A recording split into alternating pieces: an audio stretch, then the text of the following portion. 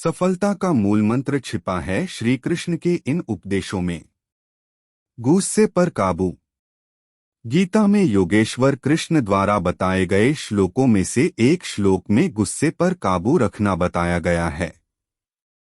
इसका आशय है कि कोई भी व्यक्ति जब क्रोध करता है तो भ्रम पैदा होता है, यानी कि सही और गलत का भेद मिट जाता है। बस क्रोध ही शेष ही रहता है। इससे बुद्धि भी व्यग्र हो जाती है। इसके बाद किसी भी सही बात का तर्क व्यर्थ जाता है और तब व्यक्ति के पतन की शुरुआत हो जाती है। वर्तमान समय में यदि इसकी प्रासंगिकता की बात करें तो किसी भी कार्य को करते समय यदि क्रोध आ जाए तो कार्य प्रभावित होता है। कई बार तो यहाँ तक देखा गया है कि लोग क्रोध में आकर अपनी नौकरी, रिश्ते या फिर जिंदगी तक को दांव पर लगा देते हैं। वह अपने क्रोध के दुष्परिणामों के बारे में कभी भी विचार नहीं करते। इसलिए जरूरी है कि जब क्रोध आए तो कुछ क्षण रुककर उससे होने वाले परिणामों के बारे में एक बार जरूर विचार कर लें। इसके बाद ही कोई भी कदम उठाएं। देखने का नजरिया। श्री कृष्ण कहते हैं, व्यक्ति को ज्ञान और कर्म दोनों को ही एक समान रूप में देखना चाहिए, यानी कि एक ही नजरिया रखना चाहिए। वर्तमान समय में यदि इसकी प्रासंगिकता को देखें तो कई बार ऐसा देखने और सुनने में आता है कि व्यक्ति बातें तो बड़ी बड़ी कर्म प्रदान करता है, लेकिन जब खुद वह उस स्थिति में होता है तो वह उन्हें भूलकर जो खुद के लिए सही हो बस वही करता है। फिर चाहे उसके लिए वह अनजाने में ही दूसरों का हित कर रहा हो। इसलिए ज्ञान और कर्म दोनों को ही सदैव एक समान नजरिए से देखना चाहिए। कर्म वही करें जिसकी ज्ञान इजाजत देता है। इस तरह से व्यक्ति सही गलत और पाप पुण्य के बीच का फर्क आसानी से समझ सकता है। मन पर नियंत्रण। श्रीमद् भगवत गीता के एक श्लोक में योगेश्वर कृष्ण ने बताया है कि व्यक्ति का अपने मन पर नियंत्रण जरूर होना चाहिए।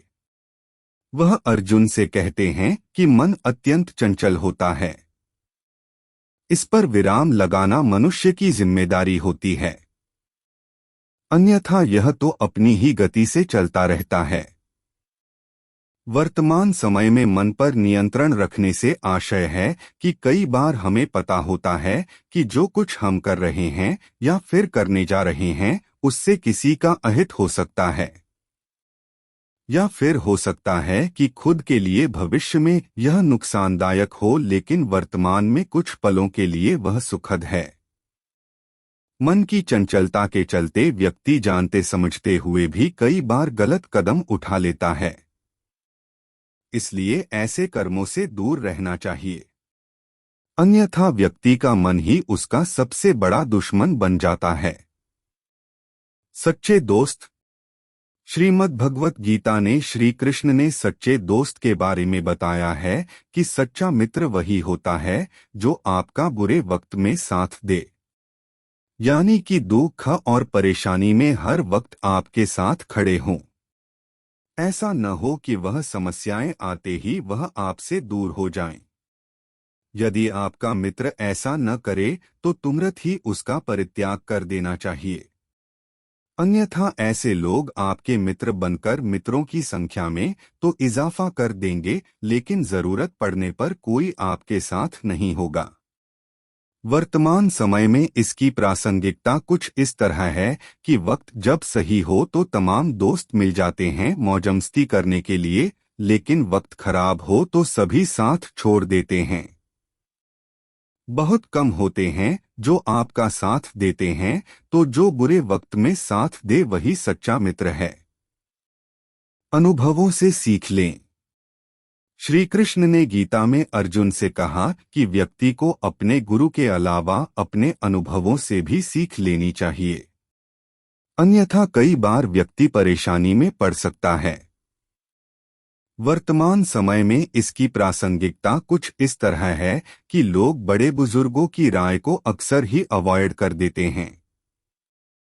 जबकि ऐसा नहीं करना चाहिए। उनके अनुभवों से सीख लेकर आगे बढ़ना चाहिए ताकि लक्ष्यों तक सुगमता से पहुंचा जा सके।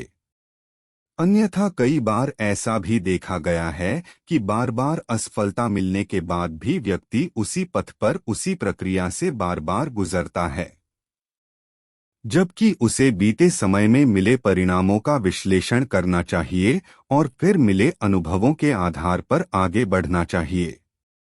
मोह के बजाय सत्य को जानें। श्रीमद् भगवत गीता में श्री कृष्ण अर्जुन को बताते हैं कि मोह के बजाय सत्य को जानने का प्रयास करना चाहिए।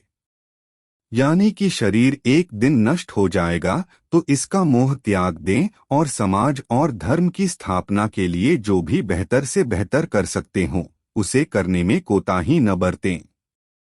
वर्तमान समय में इसकी प्रासंगिकता कुछ तरह है कि व्यक्ति को ईश्वर और धर्म को जानने का प्रयास करना चाहिए। ऐसा करने से वह कभी भी किसी भी गलत दिशा में नहीं जाएगा।